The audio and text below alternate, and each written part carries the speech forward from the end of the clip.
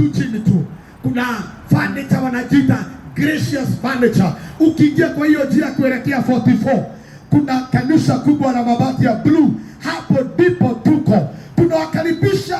Labda umekuwa ukitafuta kanisa, njoo mahali pale. Tunahubiri Yesu huyu ambaye hubeba watu, na akibeba maisha yako ubadilisha maisha yako, na anakufanya wa kubeba wengine ndani yake, katika jina la Yesu Kristo. Tunabariki watu walifo. Baba wa mbinguni, ninabariki maeneo ya Lifro. Ninatangaza nguvu za mbinguni zikaangukia wazee wa Lifro. Ninatangaza nguvu za mbinguni zikaangukia wamama wa Lifro. Ninatangaza Baba zikaangukia vijana wa maeneo haya kutoka siku ya leo. Hizi biashara ambao wamekubali kuhubiri mbele zao, Bwana ukazibebe. Beba biashara hizi, Adonai zibebe. In the mighty name of Jesus. Bwana, tunabariki jamii za maeneo haya. Tunabariki familia za maeneo haya. Tunabariki watu wa maeneo haya. Watu wa boda tunawabariki, ya kwamba Bwana ukawaonekanie. Watu wanaopita njia, Baba tunawabariki katika jina la Yesu Kristo.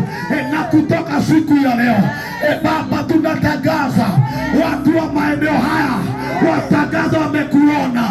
Watangaza wamekuona kutoka siku ya leo. We bless them. We bless them. We bless them. We bless your people. We bless your people. We bless your people. We bless your people. We bless your people. We bless your people. In the name of Jesus. Makotokatia zekete baganda limosa. Baba, tunaingia kwenye anga ya maeneo ya Lifro. Baba, tunateka nyara kila mapepe ya kuzimu, kila mapepe ya kuzimu yote tunateka nyara. Tunatangaza itatawala tena. Wewe Bwana wa mbinguni ndio utakatawala maeneo haya kutoka siku ya leo. Lifro tunaipeana mikononi mwako. Ukaitawale. In Jesus' mighty name. Father, we pray and believe. Kama umesikia hiyo sauti, sema amen. Kama umeamini Yesu amekupokea, sauti apige.